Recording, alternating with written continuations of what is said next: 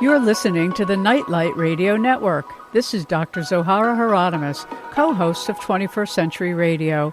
We are happy to present this rebroadcast of our show on Nightlight. Enjoy. Welcome to 21st Century Radio. I'm Dr. Zohara Hieronimus. Our executive producer is Laura Kortner, and A.Y. Warshaw runs our board. Joining us this portion of our program is Kyle Baird. Kyle is the Executive Vice President of World Vets. World Vets help communities worldwide facing the impact of natural and man-made disasters. They work with local organizations in helping to rescue animals in harm's way, as well as to educate others worldwide about proper animal care. They make 50 trips in 36 countries each year, expressing why they are called World Vets. In fact, one interview I had scheduled prior with their founder, veterinarian Kathy King, was postponed because she and others were on their way to Japan after the earthquake and nuclear disaster that followed. Here to share with us their amazing work, it is my pleasure, Kyle, to have you join us this evening. Thank you. Thank you, Zoe. For sure. It's been something I've been just absolutely fascinated by, of how a group of, some 1,500 registered vets in your organization deploy worldwide? Yeah, that is. And besides veterinarians, there's the majority of the people are just volunteers that are either animal lovers or have other skills in the veterinary industry, such as technicians or students. So when one thinks about that kind of emergency response, we watch the Red Cross and we watch international aid communities. Most people aren't aware that even in our own country, you all are deployed during these terrible environmental challenges. So describe for us the actual way in which you go about doing the work you do. Like, give us an example of what happens when there's a flood somewhere. Yeah, definitely. Well, right now there's a flood in Thailand, and that'd be a great example to talk about. So when we start hearing that there's, this flood has kind of been something that has sort of come upon us slowly, and it was nice for us.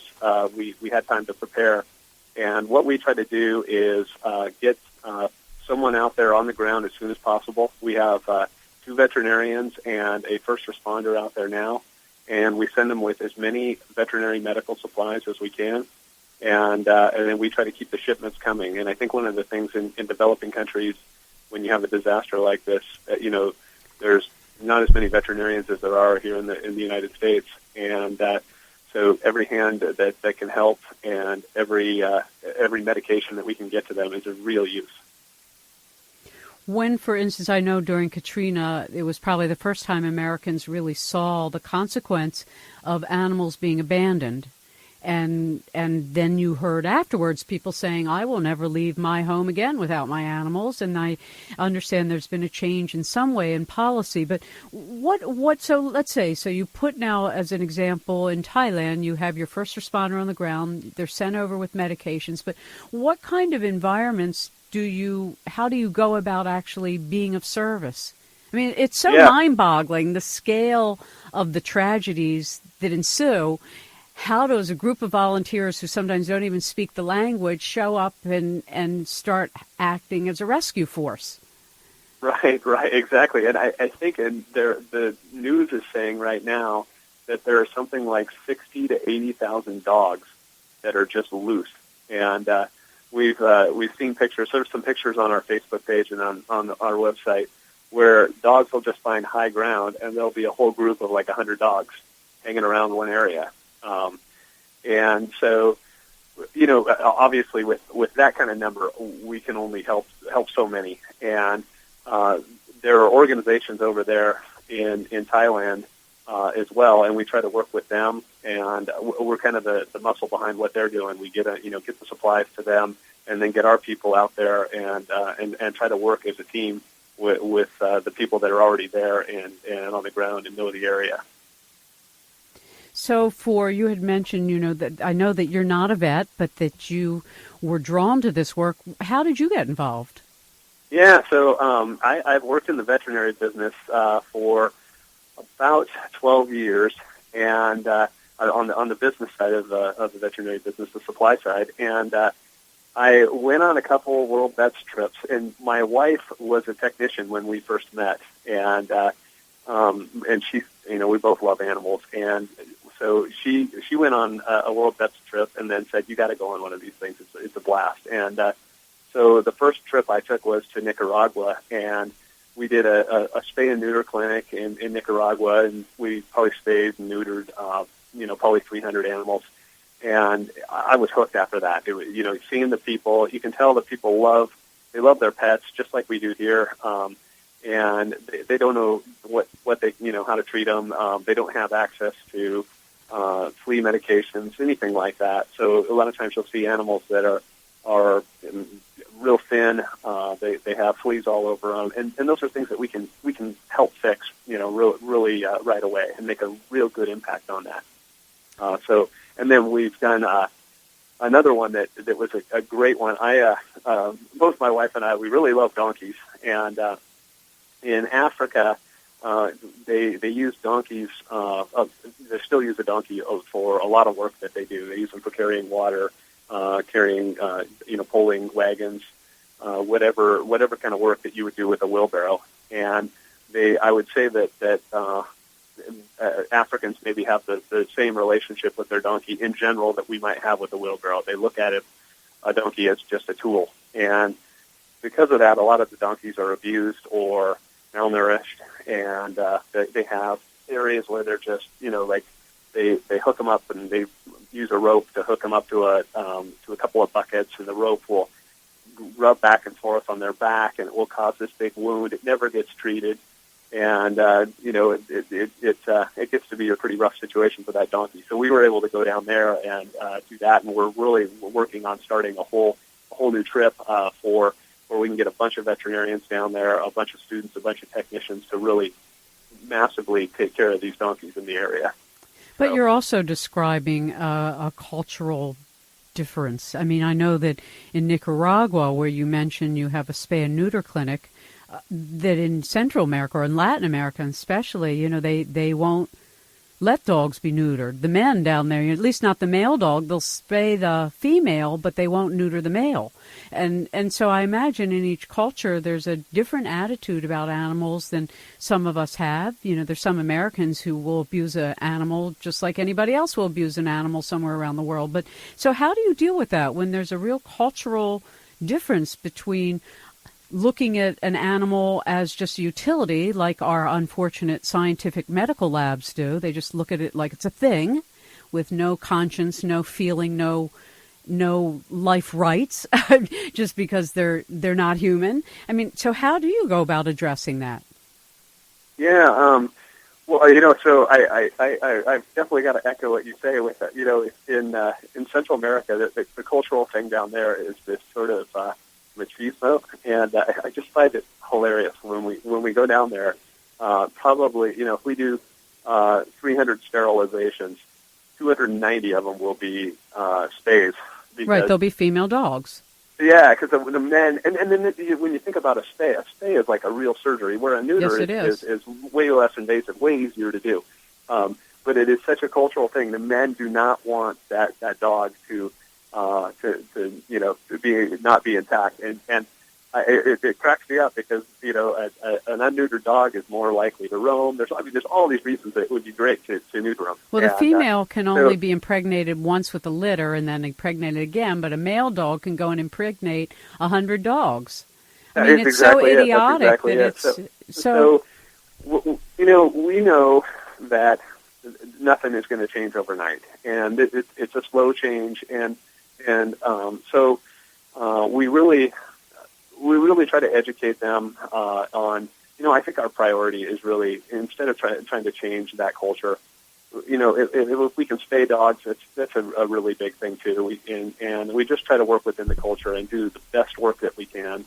And, I think over the long term, some of these things will change. With the donkeys, that's one too, where we think that if we start in the schools and start with kids and talk about respecting animals and that kindness to animals is a positive thing, we think that we can really change that. And again, these are really long-term propositions, but that's what we're about. We want to be doing this for a long time. We want to be around and really turn this into an organization that really helps a lot of animals over a long period of time. So, for instance, going back to Katrina, did you all have teams deployed in Louisiana and elsewhere? Yeah, so during Katrina, we did not, and because we've been a kind of a rapidly growing organization. We were founded in 2006, and when Katrina, so typically, we were founded with international veterinary projects in mind, and we're to do a U.S.-based one. There's a lot more moving parts. And we wanted to make sure that if we got involved, we did it in the right way, and that we didn't step on other people's toes. And we think that we have the infrastructure now to respond to a U.S. disaster. But definitely at the time when Katrina happened, we didn't feel like we did.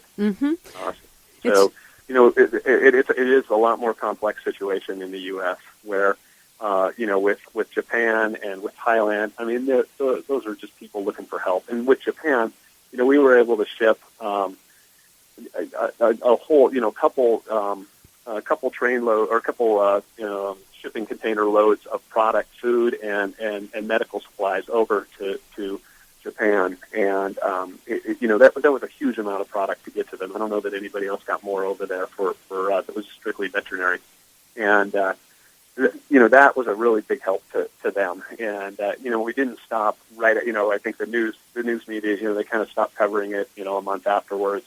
But we're still sending stuff over there because we know that, there's still loose dogs. There's still dogs that are unclaimed. There's, they still need our support. And what happens after a natural disaster in another country and there are all these animals? Do they just start euthanizing them? I mean, do they just start killing them all? Yeah, I don't know. I'm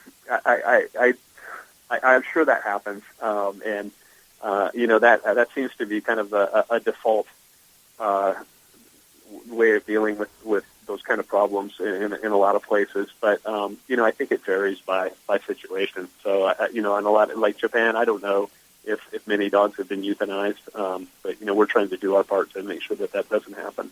And so then your goal is education and assistance. So when you deploy, how many people deploy? I mean, you described in Thailand that you have about 3 people down on the ground, but I know a lot more than those go when you do one of your larger response teams. Right. So a typical response would be 20 people, and that'd be a typical team that would do a project, 20 to 25 actually, so, this with what's happening in Thailand right now, we're just getting, our news back from our people that are down there, and we don't even know if the infrastructure is there to handle a whole team. One thing we don't want to do is send people over there and then not have a way for them to really work. So this team is kind of like a first responder team that can look at the situation, see what the magnitude of the disaster is, and then see if we can get to the places that we need to go to get the work done that we need to get done. Well, I remember in Japan there were people fleeing Japan, and you all were going into Japan. I mean, do you find that when you have first responders on the ground that the news you get is different than the mainstream media news? Yeah, I think that there's definitely different stories that you see. The Thailand thing has been weird. That there hasn't been all that much coverage on it. Practically none, I might I've add. seen more coverage on it's affecting disk drive prices than and electronic components prices than anything else. So I think we call that the World Inc. response. That's World Inc. INC. That's the World Inc. response. Okay, I'm sorry. Go ahead. Just thinking out loud here. Yeah. So I think that I guess what we're seeing from our limited point of view of the people that we have down there, there's just a lot of water everywhere. There's it's sort of chaotic, I think the flooding was a shock to our first responder who's an employee of World Vets. I think the amount of flooding was a shock to him.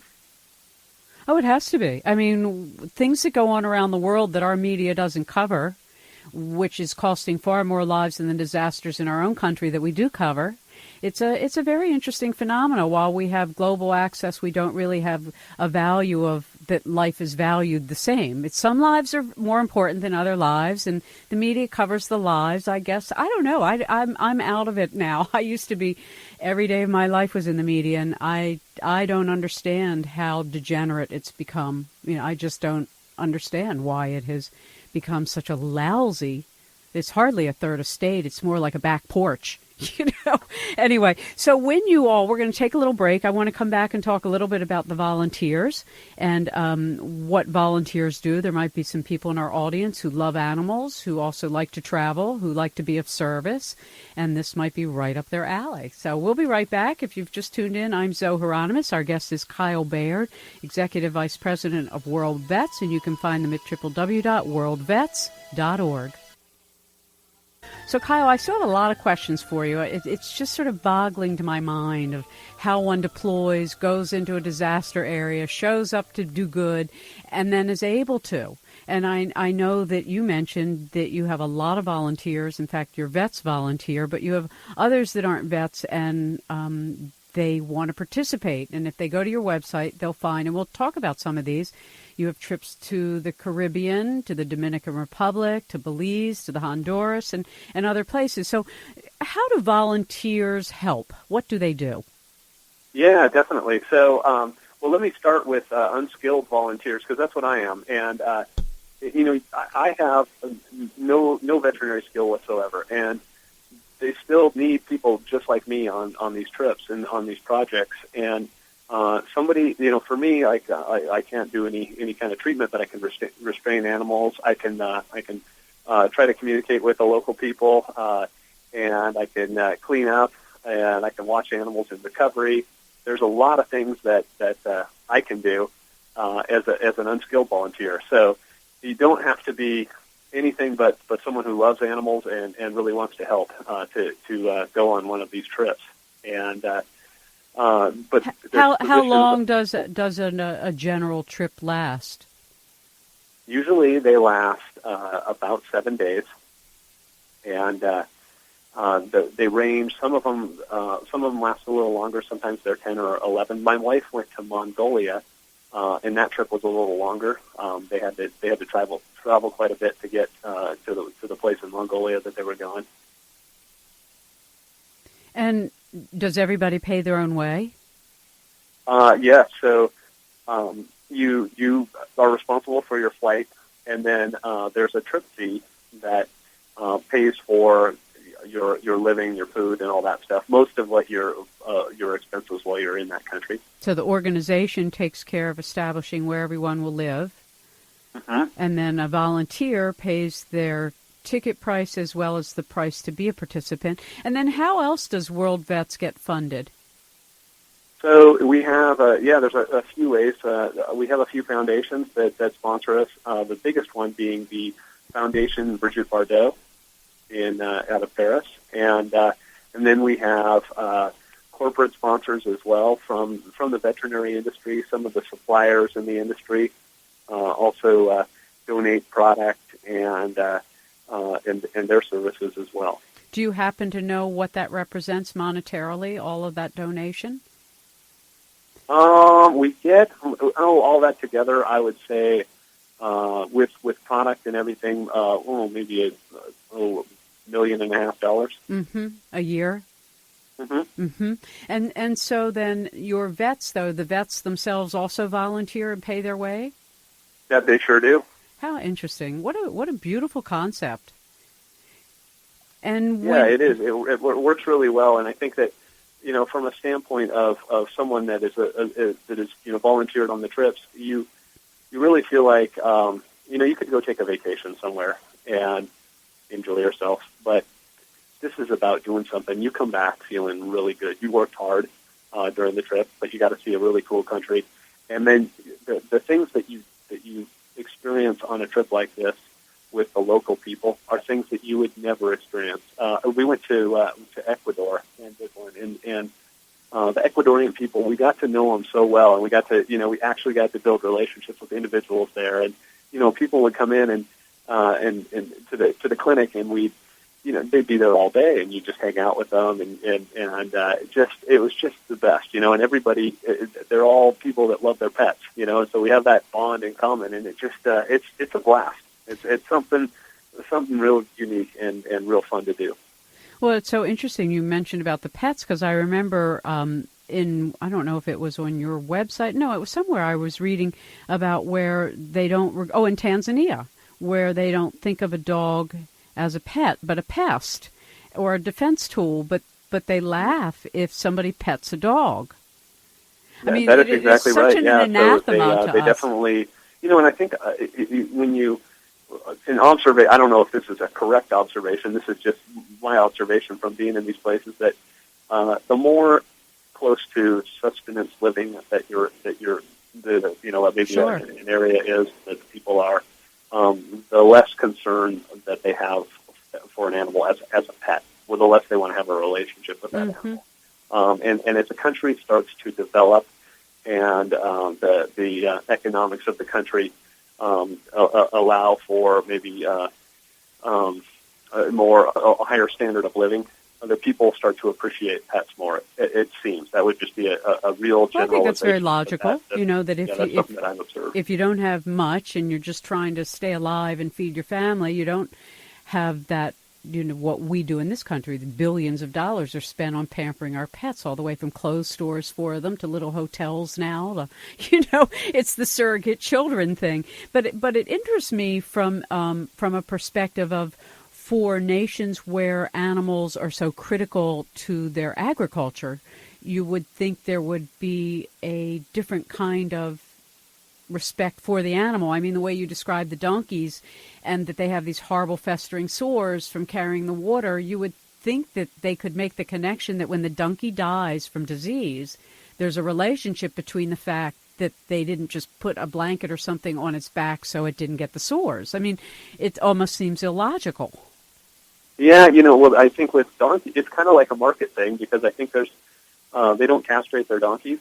So there's a lot of them. So that a donkey is not very expensive in Africa, and I think they look at them like, oh, just use them up, and just get like a wheelbarrow. Use it until it breaks and get a new one. And it's interesting too. Like the day in the life of a donkey. We met a couple of veterinarians over there that have done a lot more work on this, and they said that the day in the life, a donkey will get up at 6 a.m. It will work all day. So it'll be carrying water in the morning, and then maybe carrying brush or pulling a wagon in the afternoon, work until 7 or 8 at night. And then the owner will just turn it out, and the donkey will have to go find water and food. And in the dry season, sometimes those donkeys will go like 3 days without water, and eating just kind of whatever they can find, and working all day. And then the craziest thing is the donkey comes back in the morning. It comes right back and it's ready to work again in the morning. It's just a loyal animal. It's something that just gets me emotionally when I think about it. They were just nice donkeys. Well, yeah, I mean, I know so many people in this kind of work, and I have such deep respect for all of you that do it, because I think I'd just be a crying mess. I guess, I mean, people say, no, you get used to it. Well, I don't know that I would get used to it. Yeah, I think it's hard to see, but I think that, you when you're doing something to help them, it feels really good, and you can see a tangible difference, and really that's why I'm doing this. That's why I work for World Vets. That's why I go on these trips, and I donate my money this way, because this stuff is important to me.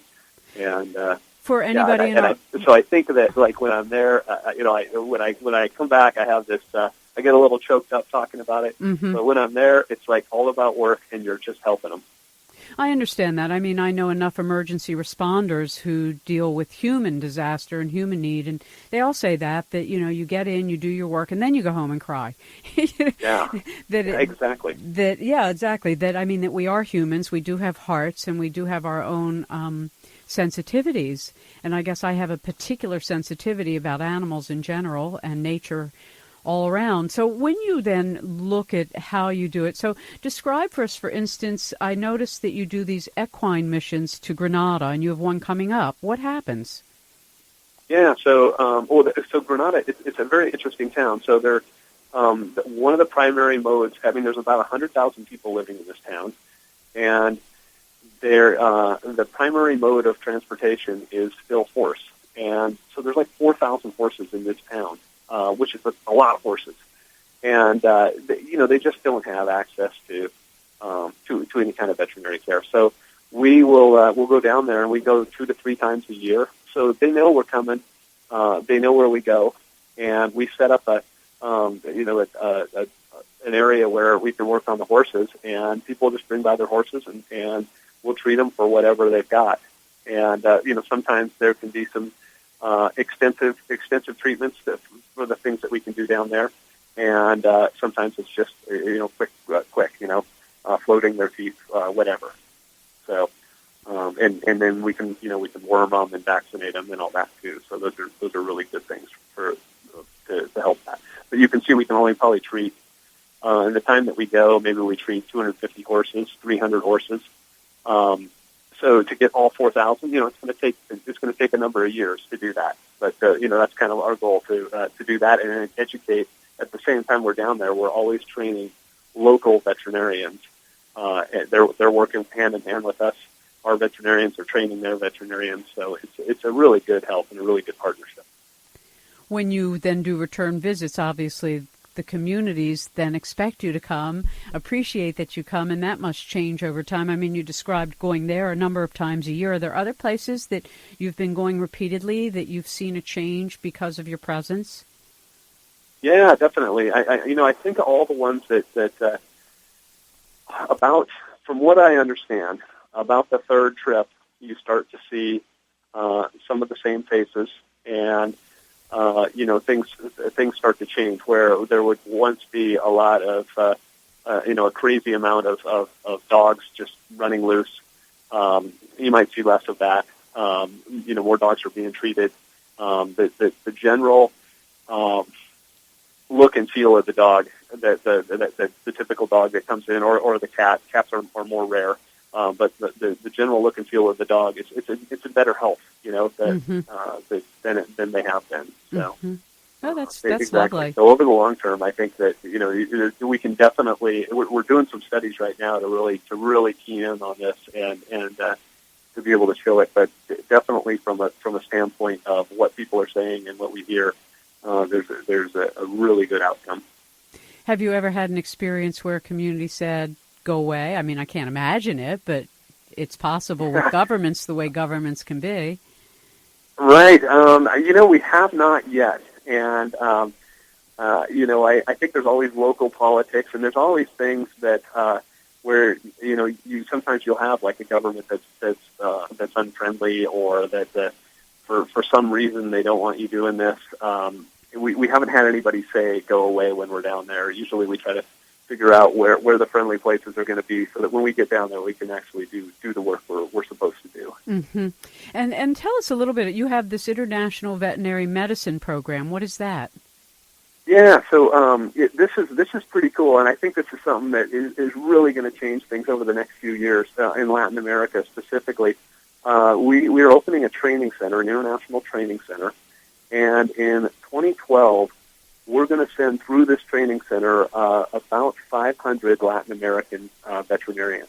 So they will be able to go in and be trained by U.S. veterinarians on surgery and treatment and all the things that veterinarians need to learn. In addition, we're going to be sending about 120 U.S. vet students. And so this would be like, seniors that are ready to graduate. And some vet schools have put this as they're giving course credit for this, and they're sending their entire graduating class down there for the entire week. That's fantastic. So that they actually have a real life experience in another country, and that's wonderful. Yeah, definitely. The students, I think, get a really big benefit. Vet students get a really big benefit out of this because I I don't know that vet schools would. Well, I'll tell you what Kathy tells me. When she graduated from college, from veterinary school, she had her doctorate in veterinary medicine. She had done one spay and one neuter. Oh, my Lord, don't tell me these things. Oh, my God. Yeah, and so, so where do they get their experience? So really, I mean, and I think that this is to be expected. When a veterinary clinic hires a new grad, the veterinarian knows that they're going to have to train that new grad from the ground up on surgery techniques and those things. They don't do what like other people do. They don't then go like you do in the medical community where you have residency as a surgeon or residency as an orthopedic whatever. They're less common. They do have residency programs, but they're much less common. Usually it'll just be a student will go graduate and they'll get hired at a vet clinic and that's their residency. Well, that is a big surprise. That's really interesting. So it wouldn't be real good to go to a new vet then, not a young one. Well, I don't know that it's not good. I think that the new vet, usually they have a good system in place for a veterinarian to be trained. Mm-hmm. So you're going to have the experienced veterinarian standing in, helping out. I see. I don't think they just turn them loose in a room and say, hey, spay this cat. I don't know. So, I'm going to have to now. I think in the future I'll just start asking. Everybody in the industry, I think, really cares about animals. But that's true. What this does for the students, though, is gives them a little more experience in that area, and I think it's something for them that I mean, it's so funny. The students, they love this because this is a huge chance for them to do what they've been studying for how many years to do this, and they finally get a chance to do it. So it's a really, really cool opportunity for them. It's very interesting. Well, look, we're going to take our last break of the hour, and then we'll come back and take a look at some of the other upcoming trips. I'm interested in that Pacific Partnership, the collaboration with the U.S. Navy on board ships. So we'll talk about that.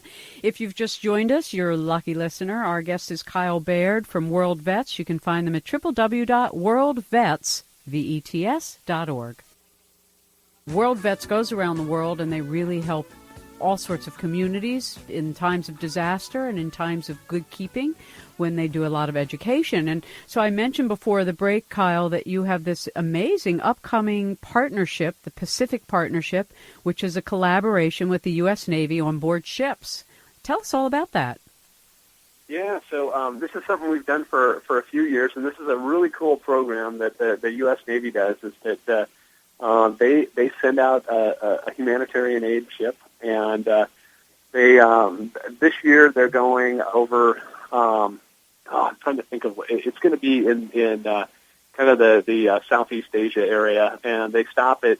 I think the locations haven't been finalized yet, but they stop in several locations. They'll stay there for a couple weeks, and they'll do humanitarian aid, whatever that area needs, and they've done everything from build a hospital, upgrade buildings, help they send doctors, dentists, so they'll do treatments on people and all that. And along with that, they have a veterinary team, and we provide the volunteers that are part of that veterinary team. And it's an awesome experience for the right person. And I think what happens is that person, some people stay on the whole trip, and it's about a 2 to 3 month trip where you're on the Navy ship or you're on the whatever country that they're in, and you'll work all day. You'll be back on the Navy ship at night, and then when they take off, you take off with them, and that's like you're part of the ship. How interesting. Yeah, it's really, really cool. And I mean, the Navy has been a really, really great partner for us too. They've been so good about helping us get supplies to places that are hard to get supplies to. That's one of the biggest issues is, some of the medications and stuff that we ship. There's always issues getting it through customs or just shipping it to some of these countries, and the Navy has really helped us out. They'll take a pallet for us and they'll put it in, and they can just deliver it. It takes a little bit of advanced planning, but we can get supplies to places that need it in a really great way with them. Now, given that World Vets does so much when disaster strikes, I also see on your website that you teach people about disaster preparedness for your pet. and that there's very special needs for floods or earthquakes or hurricanes or droughts. They're different, like they are in different parts of the world that you all prepare for. So give us a few tips about preparedness for our pets. So I would say for me, I probably would not be qualified to give any good tips for that. I'm not well, then let me start. Keep some extra food on hand. Yeah. You know what? You are much better. You're probably so much better at preparing for this than I am. All I try to do is make sure that the smart people are in the right place at the right time. And so yes, what are the ways to be prepared for these? Make sure if your animal takes medicines to have extra on hand. And, of course, when you're storing food and water for yourself, you think about your animals as well. That's simple enough. You know, it's very interesting. I've worked with so many people who work with animals who have been traumatized and animals who are being, brought home from shelters or animals who have been shipped around from shelter to shelter. And one of the really easy things to do is the same thing you do for preparedness in your own household, which is when animals, as an example, just come home from a shelter for the first time, it's really important to give them a space where they know they're safe. A safe place. And for a cat, it might mean an elevated place on a bed where nobody can get to it, but it has a blanket or something it can hide under. I mean, it takes just not a lot. It just takes the mindset of making them feel safe. And I think the same thing in a disaster. Whether you have children or family members or animals, there's an element of safety that is just in terms of common experience. So if, for instance, your basement is where you go when there's some disaster, bad storm, then you want to be sure that where you have a place in your basement, if you have a dog, that there's a dog bed or something it's familiar with. It's bed, so I think some of it's just common sense that maybe for women it's very easy because we nurture people all the time, and nurturing an animal is no different. You have to make them feel safe. So looking, though, at your job, how do you work as a vice president of all these teams? What specifically are you responsible for? Yeah, so we're a pretty small organization. We're very lean. We try to be very efficient with donors' money. So everybody at World Vets does a little bit of everything to do this, and so a lot of things that I kind of fill in as needed in a lot of places when it comes to helping get the teams put together. Some of the communications and those things, and then a lot of the stuff that my biggest push is to work with the vendors in the veterinary industry to get them to donate product and to get them to donate the things that we need. They really want to help, and they I think that it's a question of having us tell them these are the things that we need right now, and a lot of companies have been really great, and they've stepped up when we've needed it to, and given us product or they've done cash donations that have really helped us finance some of these things. So right now with Thailand, I've spent a lot of time working with some of the bigger suppliers in the industry. So. So that's. I would say that would be my biggest push right now is that. When anybody in our listening audience is thinking to themselves, well, I love animals and I love to take care of things and I also like to travel, how do you screen your volunteers, and what would somebody in our listening audience who might be interested in going on one of these 1-week trips to help, what do they do? Yeah, so the first thing you do is join World Vets. So, and it's really easy. If you go to our website, we have a Join World Vets button, and you enter in your personal information.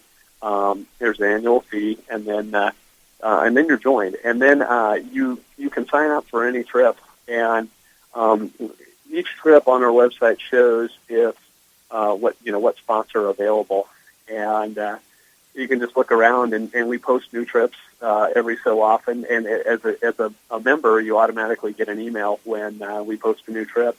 And if you are a person that if you're a veterinary technician, you can definitely veterinary technicians are the positions we need the most. So really easy to get on a trip.